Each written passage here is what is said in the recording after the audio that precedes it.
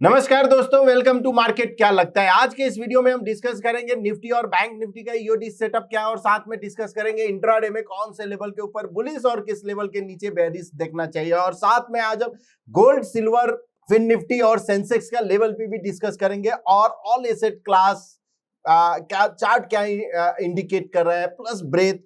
उसके अलावा हम कुछ स्टॉक पे भी बात करने वाले जिसका रिलेटिव स्ट्रेंथ पे भी स्ट्रांग है और प्राइस पे भी स्ट्रांग है उस स्टॉक, उस यानी सेक्टर के अगेंस्ट। जैसे मान लो क्या कि निफ्टी 500 के अगेंस्ट अगर कौन सा स्टॉक आउट परफॉर्म कर रहा है on RS chart as well as price chart पे भी ब्रेकआउट है, तो वो भी हम देखेंगे। तो सबसे पहले स्टार्ट करते हैं निफ्टी से। आज निफ्टी 31 पॉइंट पॉजिटिव क्लोज दिया और bank Nifty 45 point positive close दिया। तो सॉर्ट ऑफ ये साइडवेज मूव था, कुछ खास मोमेंटम नहीं था। हाँ, 31 पॉइंट पॉजिटिव क्लोज दिया है, सो ये एक इंडिकेशन जरूर ये कि एक बड़े यानी जो 2 दिन की जो रैली थी कल और यानी फ्राइडे का, यस्टरडे और फ्राइडे को जो रैली थी उसके बाद एक पॉज लिया। तो क्या ये पॉज कंटिन्यू होगा, ये कहना अभी बहुत ही मुश्किल है। यानी हाँ, लेकिन यहाँ पे जरूर हम जो मुझे जो दिख रहा है एक प्राइस कंसोलिडेशन, और कैसे वो भी हम बताएंगे। बट फिलहाल अगर निफ्टी 50 का डेली चार्ट अगर देखते हैं 0.1% पे, तो यहाँ पे कॉलम ऑफ एक्स में है और करंट चार्ट सेटअप जो है न्यूट्रल है।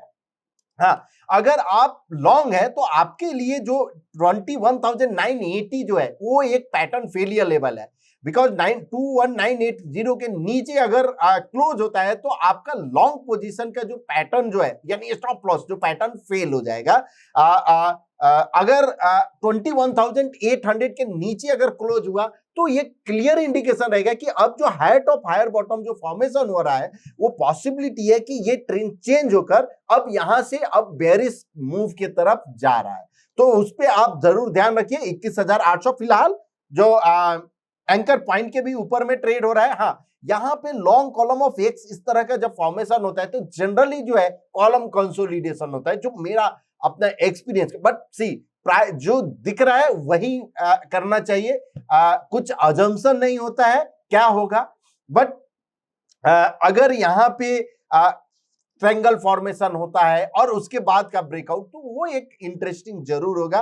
फिलहाल जो चार्ट सेटअप जो है आपका न्यूट्रल है। अब निफ्टी बैंक की अगर हम बात करें, निफ्टी बैंक में ईओडी सेटअप में 0.15% पे, हाँ यहाँ पे भी कुछ खास चेंजेस नहीं हुआ है। 45 पॉइंट का पॉजिटिव है जरूर, बट कॉलम ऑफ एक्स में कुछ चेंजेस नहीं है। जो कल हमने डिस्कस किया था सब कुछ वही है। एंकर पॉइंट के ऊपर में जरूर है, तो ये इंडिकेट करता है कि बुलिशनेस जरूर है, लेकिन कॉलम कंसोलिडेशन पॉसिबिलिटी। हाँ, अगर आप बुलिश है यानी ऑलरेडी बुलिश में, तो क्या आपका पैटर्न फेलियर लेवल जो है बिलो 47,040, ये आपका पैटर्न फेलियर लेवल है।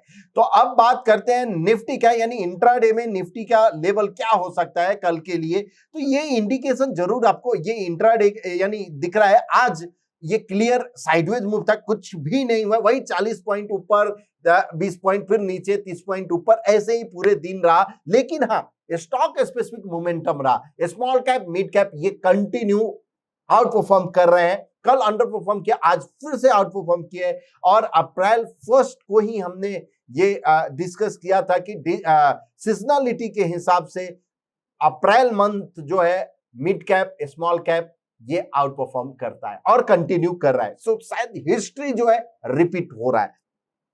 अब निफ्टी की बात करते हैं तो 22,423 के ऊपर अगर सस्टेन होता है तो पॉसिबल एक बुलिश अपॉर्चुनिटी आपको मिल सकता है। 22,180 के नीचे अगर सस्टेन हुआ है तो आपको बेयरिश अपॉर्चुनिटी देखना चाहिए। बैंक निफ्टी की बात करें तो 48,100 के ऊपर अगर सस्टेन हुआ तो पॉसिबल बुलिश अपॉर्चुनिटी, और 47,600 के नीचे अगर सस्टेन हुआ तो आपको बेयरिश अपॉर्चुनिटी देखना चाहिए। अब फिन निफ्टी की बात करते हैं, और यहाँ पे फिन निफ्टी में 21,450 के ऊपर अगर सस्टेन हुआ तो आपको बुलिश अपॉर्चुनिटी देखना चाहिए, और 21,250 के नीचे अगर सस्टेन हुआ तो आपको बेयरिश अपॉर्चुनिटी देखना चाहिए। अब सेंसेक्स की बात कर लेते हैं, और सेंसेक्स में भी साइडवेज मूव था। 74,000 के ऊपर अगर सस्टेन हुआ तो बुलिश अपॉर्चुनिटी, और 73,300 के नीचे अगर सस्टेन हुआ तो आपको बेयरिश अपॉर्चुनिटी देखना चाहिए। गोल्ड की बात करते हैं, और कल हमने गोल्ड पे जब डिस्कस किया था तो ये एक काउंट भी प्लॉट किया था, जहां पे 71,268 और 70,450 ये दोनों काउंट ओपन था। दोनों ही काउंट अचीव हुआ। अब दोस्तों अगर डी स्मार्ट लाइन, ये जो इंडिकेटर आपको है ना, डी स्मार्ट लाइन, ये फ्रीली अवेलेबल है डिफाइंड सिक्योरिटीज में। अगर आपके डीमेट अकाउंट है तो ये फ्रीली अवेलेबल है। चार्ट इंडिकेटर, बहुत सारे ऐसे टूल्स हैं, बहुत सारे ऐसे फीचर्स है, कुछ फ्री अवेलेबल है। तो जस्ट आप जाके, अगर आपके पास डिफाइंड सिक्योरिटी में डीमेट अकाउंट है तो एक्सप्लोर कीजिए इस सब का। अगर आपके पास नहीं है तो डीमेट अकाउंट ओपन कीजिए और एक्सप्लोर कीजिए, बिकॉज आप कहीं ना कहीं कुछ अगर नहीं करें तो शायद कहीं कुछ मिस कर जाएंगे और या कर रहे होंगे। बट गोल्ड की अगर हम बात करें तो यहां ये एक एंकर पॉइंट था। उसके बाद अगर 72,000 से क्लियर इंडिकेशन था कि ये अब डाउन साइड जाएगा, 72,000 से लेकर और 70,400 यानी 200, तो आप बोल सकते हो 2000 पॉइंट आपका एक वन साइड रैली आया। और ये इंडिकेशन अभी भी ट्रेंड कंटिन्यू हो सकता है डाउन साइड का। बट 71,100 के ऊपर अगर सस्टेन हुआ तो पॉसिबिलिटी है एक अपसाइड आपको मूव मिलेगा गोल्ड में। 70,100 के नीचे अगर सस्टेन हुआ तो बेयरिश अपॉर्चुनिटी आपको देखना चाहिए। अब सिल्वर की बात करते हैं, और सिल्वर में भी क्लियर ये डाउन ट्रेंड था। 80,794 और 79,000 कल हमने डिस्कस किया था कि ये एक अंडर परफॉर्म गोल्ड भी कर रहा था ऑल एसेट क्लास में, उस पर हम आएंगे। बट ये दोनों काउंट अपना अचीव हुआ, और अचीवमेंट ऑफ एवरी यानी bearish count is a sign of more bearishness, और achievement of bullish count in point and figure is a sign of more bullishness।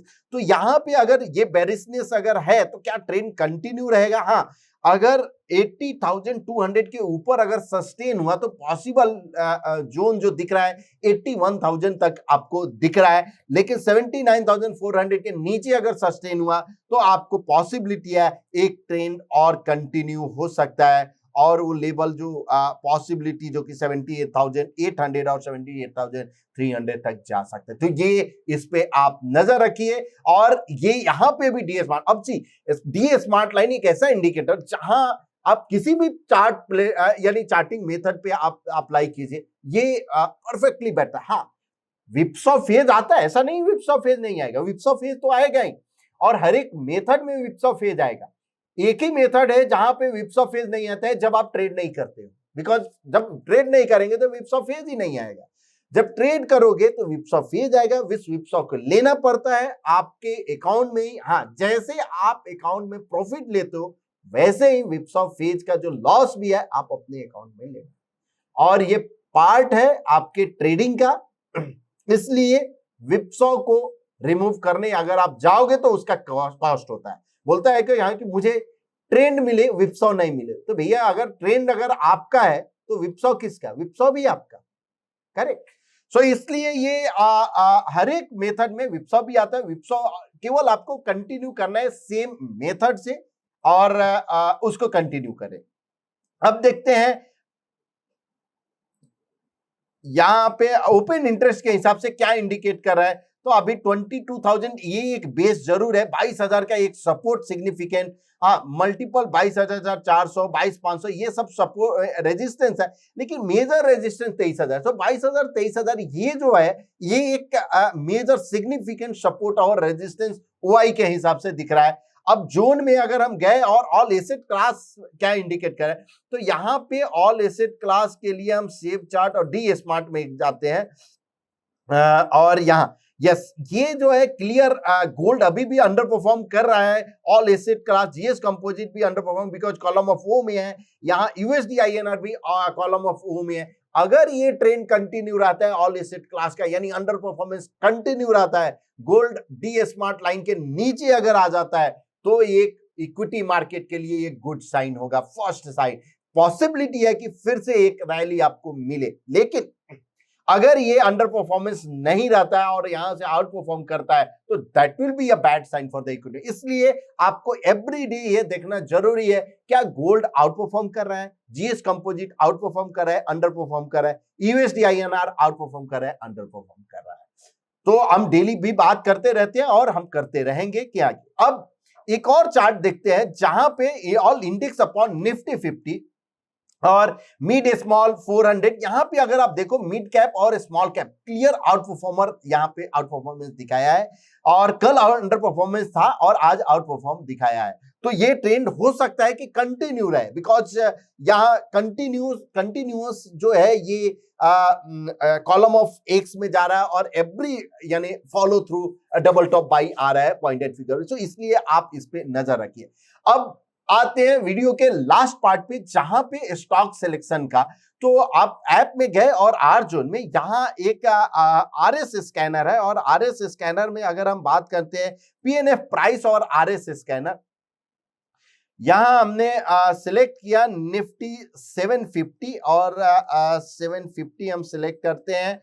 इसमें हमने सिलेक्ट कर लिया पॉपुलर स्कैनर और एएफटी बुलिश और टर्टल स्ट्रॉन्ग, यस एक बार strong bullish pattern, yes Nifty 500 के साथ डिवाइड किया, डबल टॉप बाई डेली। यहां पे हम बॉक्स साइज चेंज कर रहे हैं, बिकॉज अगर आप 750 पे अगर आप रन करते हो तो 0.25% जो बॉक्स साइज है वो थोड़ा एग्रेसिव हो जाता है, इसलिए हमने 1% किया है कि मीडियम टर्म आपको स्टॉक। अब ये 750 जो स्टॉक है 750, ये 750 स्टॉक को स्कैन करेगा जहां पे प्राइस चार्ट पे भी बुलिश हो, यानी प्राइस चार्ट पे ब्रेकआउट हो, जो टर्टल ब्रेकआउट हो सकता है, एएफटी ब्रेकआउट हो सकता है, और साथ में आरएस चार्ट पे भी बुलिश ब्रेकआउट हो। तो ये दोनों के कॉम्बिनेशन करके और ये स्टॉक को स्कैन करके बताएगा।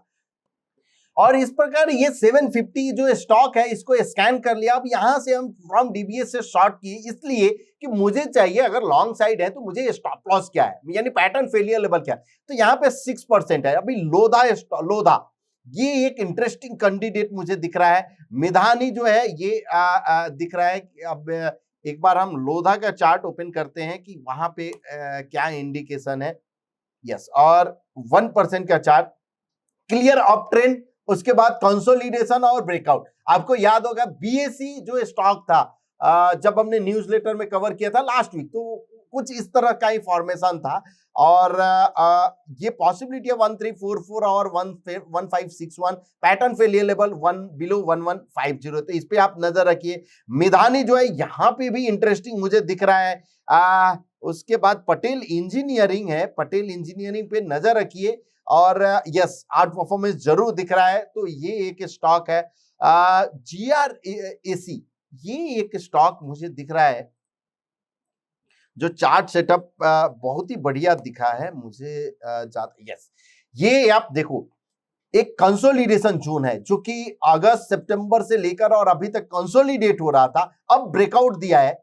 अगर ब्रेकआउट दिया है तो कहां तक जा सकता है, 1200 तक जा सकता है, पॉसिबिलिटी है। पैटर्न फेलियर लेवल बिलो 850 आपका पैटर्न फेलियर लेवल है। उसके बाद बीएससी भी आ गया स्टॉक, और बीएससी लास्ट वीक में हमने कवर भी किया था, वीडियो में भी, न्यूज़लेटर में भी, सब में। बीएससी का कंटिन्यूअस आउट परफॉर्मर, और ये पॉसिबल 4139 उस समय 200 का था, अभी जो है अगर हम देखें 2725, यानी ऑलमोस्ट 400 के करीब में 500 का आपका पैटर्न फेलियर लेवल है। तो कोई भी करेक्शन अगर आता है, यानी रिट्रेसमेंट के बाद, नॉट करेक्शन, रिट्रेसमेंट में, वो आपके लिए अपॉर्चुनिटी हो सकता है बीएससी, जिसपे आप नजर रखिए। अनदर स्टॉक जो था आपका कोचिन शिपयार्ड, ये तो हमेशा कमाल ही करते जा रहा है। कोचिन शिपयार्ड के 1241 यानी 1241 आ गया। अगर अपसाइड का अगर हम काउंट देखें तो यहाँ 1741 है, पैटर्न फेलियर लेवल है बिलो 1048। अनदर स्टॉक जो है अरविंद, और यस यानी अरविंद सुदर्शन केमिकल, ये भी हम देखेंगे स्टॉक अरविंद में। लेकिन पैटर्न जो है अभी थोड़ा रिट्रेसमेंट होता है तो आपके लिए अपॉर्चुनिटी है, बिकॉज करेंटली अफोर्डेबल नहीं है, तो हम इग्नोर करेंगे। और अब देखते हैं ज्योति सीएनसी और सुदर्शन केमिकल, ये दो स्टॉक और देखेंगे।